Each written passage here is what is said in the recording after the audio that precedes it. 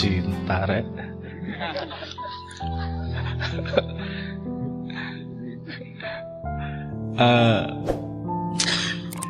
Lagi-lagi balik ke bahasa ya. Kemudian kalau kita ngomong cinta, di Jawa ada macam-macam cinta. Ada seh, ada apa, tresno, ada di Jawa kuno isono macam-macam meneh.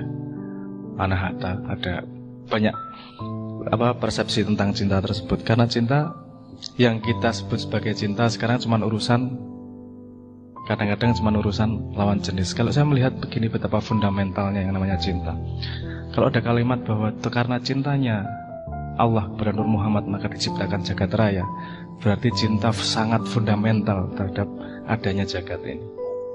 Jadi saya melihatnya sederhananya begini. Kalau ini abstraksi berbicara ya. Kalau benda untuk bisa berada membutuhkan ruang, paham maksudnya ya? Untuk bisa benda berada itu membutuhkan yang namanya ruang. Tanpa ada ruang gak akan ada yang namanya benda.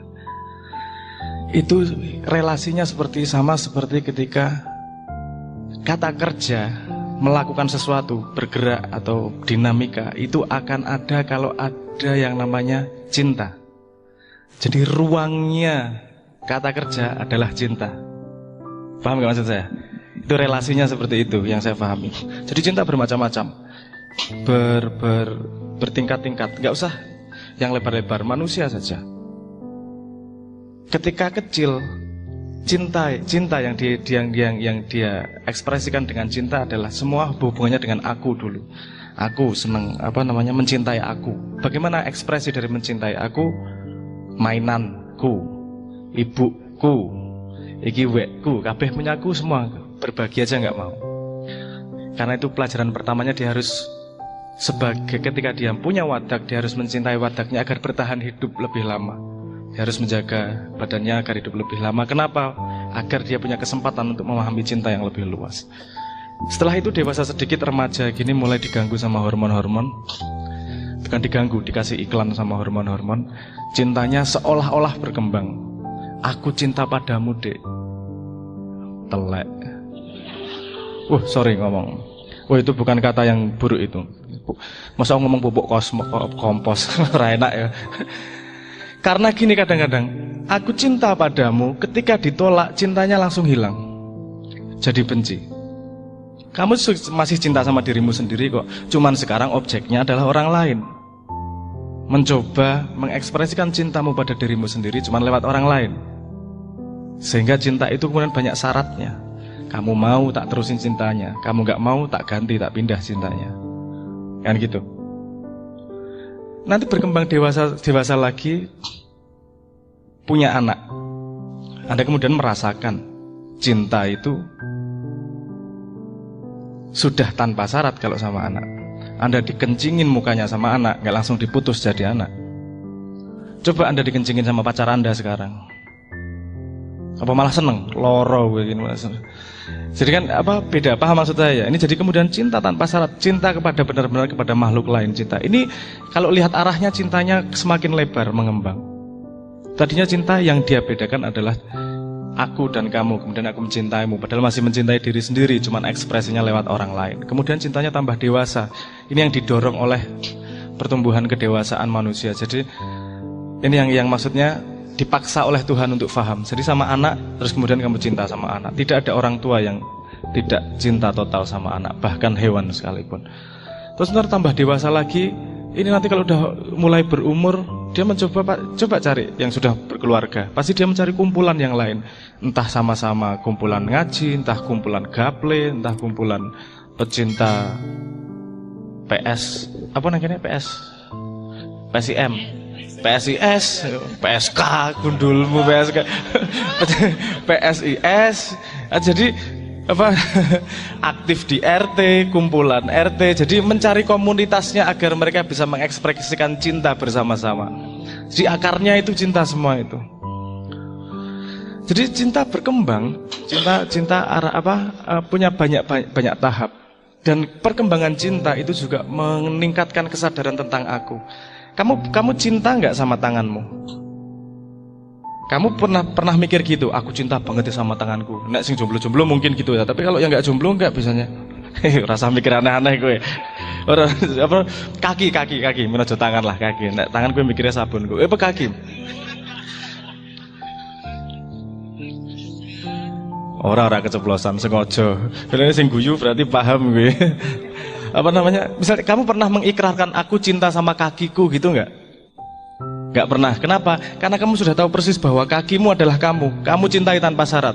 Nggak usah pakai apa namanya? Nggak usah pakai iming-iming apa pasti kamu bela kakimu.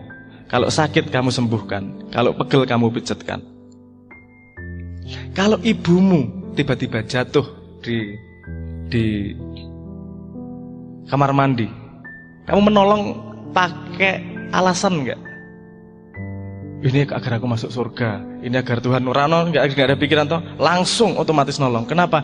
Karena kamu aku sebagai potongan dari hidup yang diciptakan Tuhan, akunya sudah melebar sampai pada apa namanya?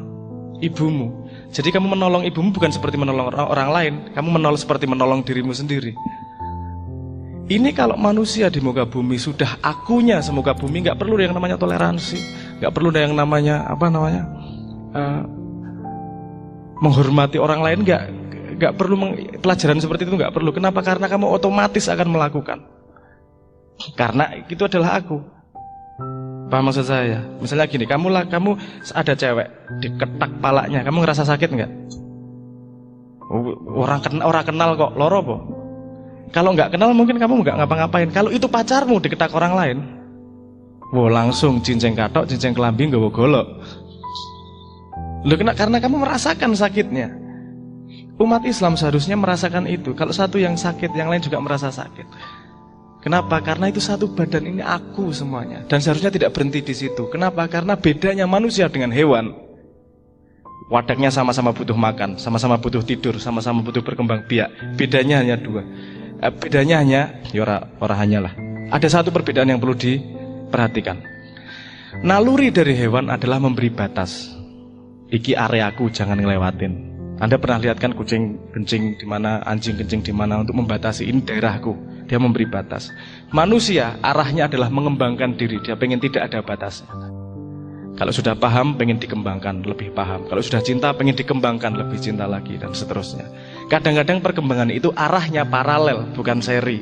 Jadi kalau sudah cinta A, iki wis sudah segini gedenya, pengen mengembangkan cinta, yuk tambahlah, gitu loh bayangannya.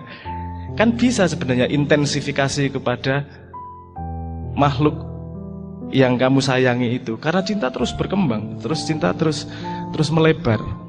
Tidak hanya kepada pasangan, tapi kalau kamu ngelihat, misalnya cowok ngelihat cewek cinta, yang kamu lihat perbedaannya adalah laki-laki mencintai perempuan. Ketika kesadaranmu naik, yang mencintai adalah manusia mencintai manusia. Itu sudah bisa siapa saja. Naik lagi, makhluk Tuhan mencintai makhluk Tuhan. Itu kewan-kewan yang sudah dicintai semuanya. Betul kan? Bagaimana cara mencintai hewan? Dengan menghargai, memberi makan, ikut menjaga, dan seterusnya. Karena tinggal kesadaranmu di mana posisimu, itu akan mengekspresikan cintamu pada posisi yang mana. Jadi kalau pertanyaannya apakah yakin dulu atau cinta dulu, ini lagi-lagi ada limitasi bahasa. Percaya itu ada dua jenis, paling sedikit ada dua jenis.